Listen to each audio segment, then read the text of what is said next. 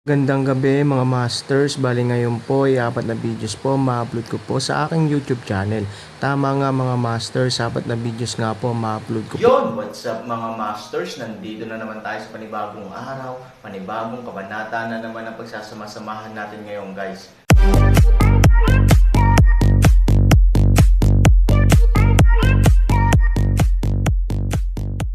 Bali mga masters, kung bago ka pa lang po sa aking YouTube channel, please click the subscribe button, lalong-lalo na po yung notification bell guys, para maging connected pa rin tayo sa isa't isa at maging updated kayo sa mga susunod ko pang video.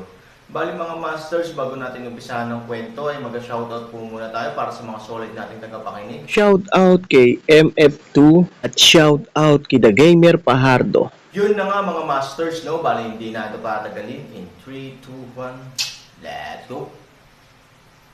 Mga master, magbabalik tayo sa pag-upload ng 4 na videos everyday simula ngayon araw. Salamat sa solid na pagsuporta mga master. Kabanata 3051 hanggang 3055. Para kay Chinlin, ang Yuncheng ay isang lugar kung saan hindi niya kayang makipagkompetensya sa Aaron, kaya nagdududa siya kung bakit gustong pumunta ni Aaron sa Yuncheng. Gayunpaman, bilang isang subordinate, hindi siya kwalipikadong itanong ang mga tanong na ito, kaya't maibabaon lamang niya ang pagdududa na ito sa kanyang puso. Nakapunta ka na ba sa school reunion? Biglang tanong ni Aaron kay Chinlin. Pagdating sa pagpupulong ng kaklase, tumawa ng mapait si Chinlin. Ang ganitong uri ng partido ay malamang na kailangan sa maraming tao. Ngunit kung tutusin, ang nominal na pagkikita ng kaklase ay mayroon lamang lahat ng uri ng paghahambing, tulad ng paghahambing sa trabaho, paghahambing ng sasakyan, at mas maganda pa sa kaninong asawa. Kung ang mga mag-aaral na hindi nakapag-aral sa simula, kung sila ay nagtagumpay, sadya nilang maliitin ang mga mag-aaral na mahusay sa paaralan ngunit hindi umunlad sa lipunan. Para kay Chinlin, ang student union ay hindi kasing simple ng isang simpleng party. Ang mga magaling makihalubilo at gustong magpakitang gilas ang dahilan kung bakit umiral ang student union. Boss, sa pangalan, ang pagpupulong ng mga kaklase ay para sa mga matatandang kaklase na magkita at makipag-ugnayan sa isa't isa, ngunit kung tutuusin, ito ay isang paghahambing lamang. Dati ako ay isang hamak, at ako ay pinagtatawanan ng lahat ng uri ng tao sa iyong pagkikita ng kaklase kapag kinukutya nila ako, hindi nila ako tinuring na kaklase. Sabi ni Chinlin. 3,000 magaan ng ngiti, tila ang karanasan ng kaklase ni Chinlin, ay hindi nag-iwan sa kanya ng napakagandang karanasan. Pero nagsasabi din siya ng totoo. Pabalat lang ang tinatawag na relasyon. Sino ang mas mahusay na may asawa kaysa sa mga babae at sino ang mas mahusay na nagtatrabaho kaysa sa mga lalaki? Isa itong show-off party. Kung lalabas ka ngayon sa student union, maraming tao ang mambola sa iyo. Nakangiting sabi ni Aaron. Sa puntong ito, hindi mapigilan ni Chinlin na itaas ang kanyang mga labi. Ngayon ay iba na talaga siya sa dati, lalo pa sa pagkikita ng kaklase. Hindi man siya pumunta sa classmate meeting, alam ng marami sa kanyang mga kaklase na maayos na siya ngayon, kaya pumunta sila sa Fengchen para hanapin siya, umaasang makakatulong siya sa pag-aayos ng trabaho. Bukod dito, ang kanyang kasalukuyang pagkakakilanlan ay kumalat sa mga mag-aaral sa loob ng mahabang panahon. Ang pinaka-ikinagulat ni Chinlin ay noong siya ay nasa paaralan, hindi man lang siya nag-abalang tingnan ang kanyang diyosa, at pinuntahan niya ito lalo na. Gayunpaman, hindi interesado si Chinlin sa mga bagay na ito. Hindi niya kailanman naisip na gamitin ang kanyang kasalukuyang kaluwalhatian upang ipaghiganti ang mga taong nanglilibak sa kanya sa simula, at hindi niya sasamantalahin ang kanyang trabaho para pangalagaan ang kinabukasan ng kanyang mga kaklase. Napakalinaw ni Chinlin na ang posisyon na mayroon siya ay ibinigay sa kanya ng Aaron, kaya hindi niya gagamitin ang kanyang pagkakakilanlan at mga karapatan para gumawa ng mga bagay para sa kanyang sariling interes. Boss, I used to like a girl very much in school. After listening to my current status, lumapit din siya sa akin. Sabi ni Chinlin. 3,000 sa Chinlin kinuha kilay, ekspresyon ay lilito napaka hindi maliwanag, sinabi, ngayon kung paano, may karagdagang pag-unlad. Umiling si Chinlin at bumantong hininga, minsan naisip ko na kung magiging matagumpay akong tao at ipaalam sa kanya na lumalala ako, magugustuhan niya ako. Napakatamis ng pantasya noong panahong iyon, at naisip ko pa na gagawin niya ako, pakasalan mo ako. Pagkatapos ng isang paghinto, nagpatuloy si Chinlin, ngunit kapag nangyari talaga ang ganoong bagay, nalaman kong hindi ko siya gusto. Nang lumapit siya sa akin, hindi ko mahanap ang anumang pakiramdam ng aking orihinal na puso. Bakit? Aaron Tuliro nagtanong, ang diyosa ng panahon ng campus, ito ay dapat na maramin. Mga tao ay hindi maaaring kalimutan ang unang pag-ibig, at Chinlin talagang hindi kinuha ang pagkakataong ito. Siguro, kapag may pera ang mga tao, ang mga babae ang magiging pinakamurang bagay, at alam kong hindi siya para sa akin, kundi ang kasalukuyang katayuan at yaman ko. Paliwanag ni Chinlin. Hinampas ni Hansani si Chinlin sa balikat. Ang ideyang ito ay lubhang mapanganib. Maaari niyang isipin na ang babaeng kaklase na ito ay darating para sa kanyang pera, ngunit hindi niya maiisip na ang mga babae ang pinakamurang bagay. Sa sandaling magkaroon ng ideyang ito, si Chinlin ay mamamatay ng mag-isa. Hindi lahat ng babae ay ganito. Bakit hindi mo iniisip kung bakit kanya gustong makasama kung wala kang magawa? Mahal mo bang tumira sa kalye kasama ka? Sabi ni Aaron. Ito, may mapait na ngiti si Chinlin sa kanyang mukha. Siguro walang sino man sa mundo ang handang tumira sa kalye kasama niya. Sino ang handang ipagkatiwala ang kanyang buhay sa isang talunan? You can't see through anything, otherwise, what's the point of living? Sabi ni Aaron. Tiningnan ni Chinlin si Han Sanchen nang walang anumang payo. Nagulat siya nang makitang menor de edad lamang ang kanyang amo. Paano siya nagkaroon ng ganoong kamature na mentality? Sa isang pag-uusap ngayon, naramdaman pa ni Chinlin na kausap niya ang isang elder. Kakaibang pakiramdam. Ang paglipas ng edad ng Aaron ay umabot sa isang hindi maisip na antas. Boss, mukhang marami ka nang naranasan, pero hindi bagay ang edad mo. Sabi ni Chinlin. Ang Aaron ay tila bata pa, ngunit ang kanyang karanasan ay talagang kakaiba, kaya siya ay may sariling natatanging pag-unawa sa mga bagay-bagay. Ngunit hindi niya maipaliwanag ang mga kadahilan ng ito kay Chinlin. It's a spectator's view. As a spectator, mas nakikita ko. Sa oras na ito, si Shi Jing na nakadamit sa wakas ay lumabas ng silid. Aaron tumingin sa oras. Makalipas ang isang oras. Kakaibang nilalang talaga ang mga babae. Napakatagal ng oras para lumabas at magpalit ng damit. Bukod dito, ito ay dahil hindi dinadala ni Shi Jing ang lahat ng damit sa pamilya ni Han. Hindi maisip ni Aaron kung gaano katagal ang timeline kung magpapalit ng damit si Shi Jing sa pamilya ni Han. Kumusta? Seryosong tanong ni Shi Jing kay Aaron. Sa mga mata ni Aaron, si Shi Jing ang palaging pinakamagandang ina. Napakaganda ng maintenance niya, at ang kagandahan niya sa edad na ito ay mas mayaman kaysa sa ibang babae. Masasabing siya ang pinakamahusay na mature babae sa mata ni Aaron, maniwala ka man o hindi.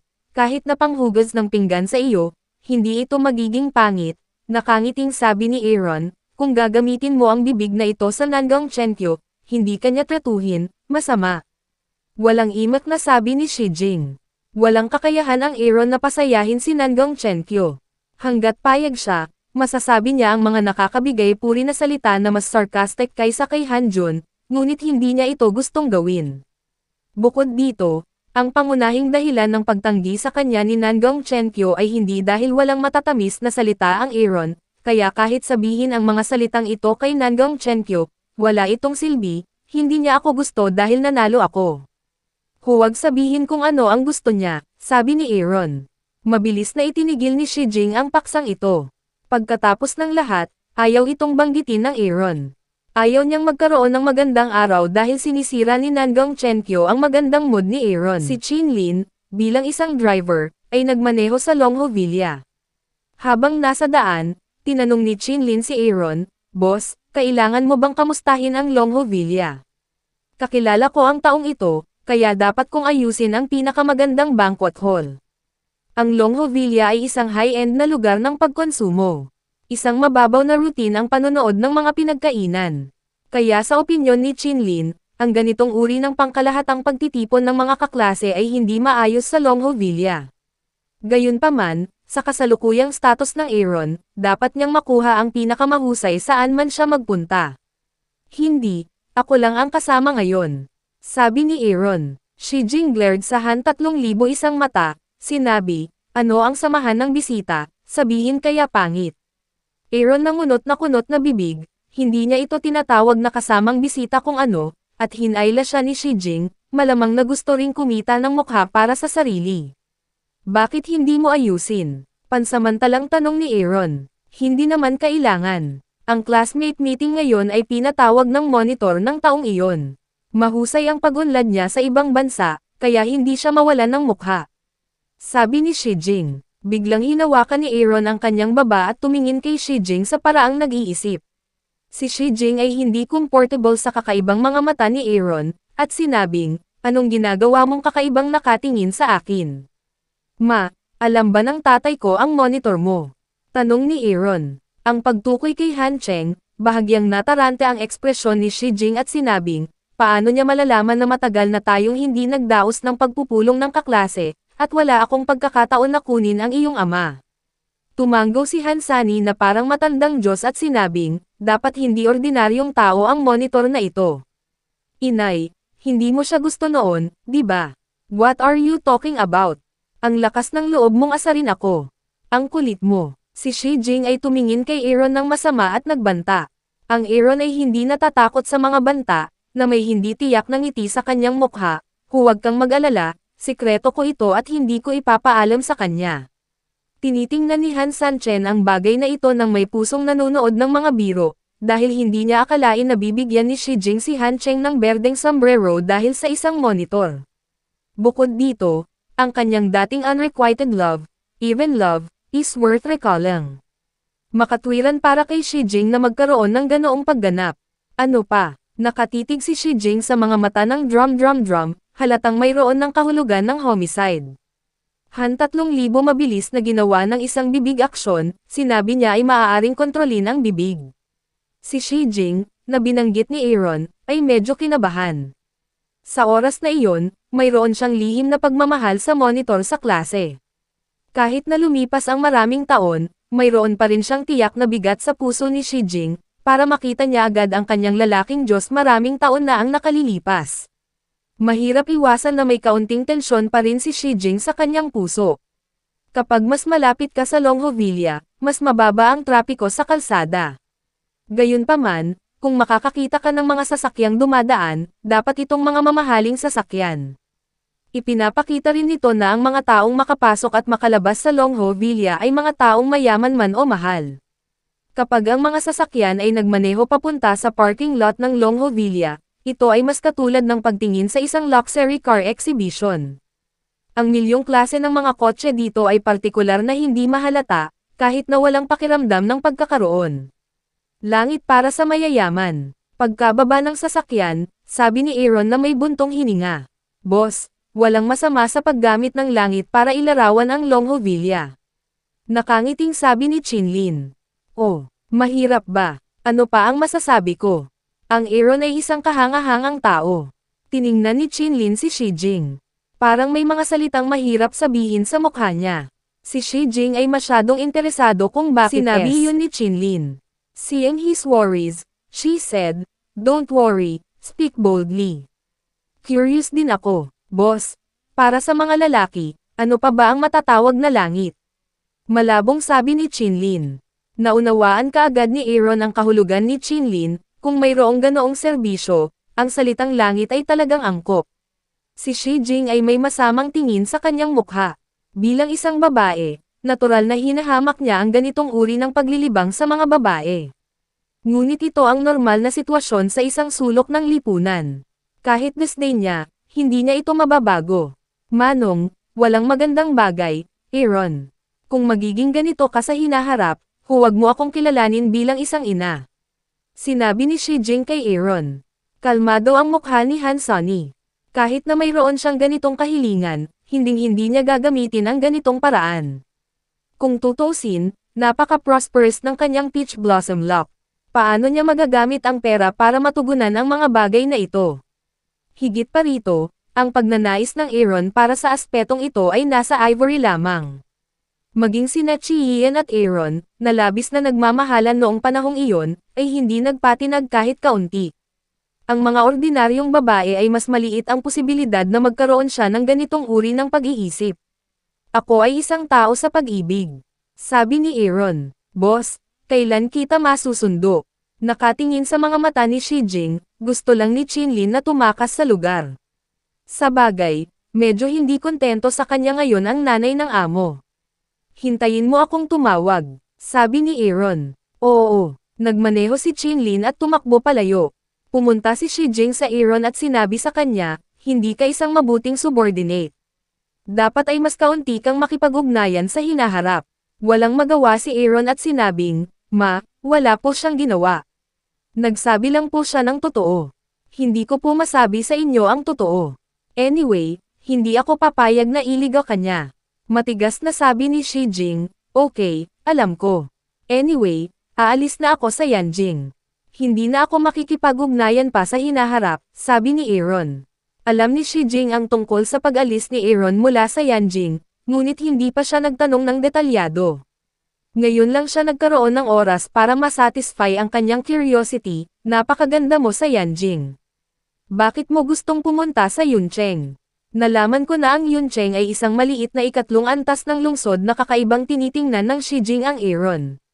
Kung ikukumpara sa Yanjing, medyo wala na sa uso ang Yuncheng, ngunit para mismo sa Aaron, ang kahalagahan ng Yuncheng ay mas malaki kaysa sa Yanjing. Ang isang Suyingxia ay sapat na upang ihambing ang katayuan ng Aaron sa Yanjing. Ang pera at kapangyarihan ay hindi nagkakahalaga ng pagbanggit sa Aaron. Ang pinakamahalagang bagay para sa Aaron ay ang pakasalan si Ivory, dahil may isang napakahalagang tao na naghihintay sa akin. Kapag pumunta ako sa Yuncheng sa hinaharap, ipapakilala ko ito sa iyo. Sabi ni Aaron. Ang mga salitang ito, ay hindi lamang nagbigay daan kay Shijing na lutisin ang kanyang mga pagdududa, ngunit ginawa siyang mas kakaiba. Aaron ay hindi pa nakakapunta sa Yuncheng. Paano siya maghihintay sa kanya sa Yuncheng, babae ba ito? Nagpatuloy si Jing.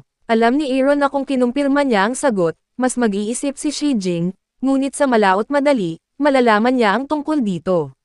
Kung niloko siya nito, hindi na siya pag-uusapan sa hinaharap, kaya't tumango na lamang siya. Yun na nga mga masters, no? Bali panibagong kabanata na naman yung natapos natin ngayong gabi. Muli, maraming salamat po talaga sa walang sawang suporta po sa aking YouTube channel na talagang inaabangan nyo po ang bawat upload ko po. Bali mga masters, magkita-kita ulit po tayo bukas ng gabi at ngayon po ay magpapaalam po muna tayo. Bali mga masters, bye-bye!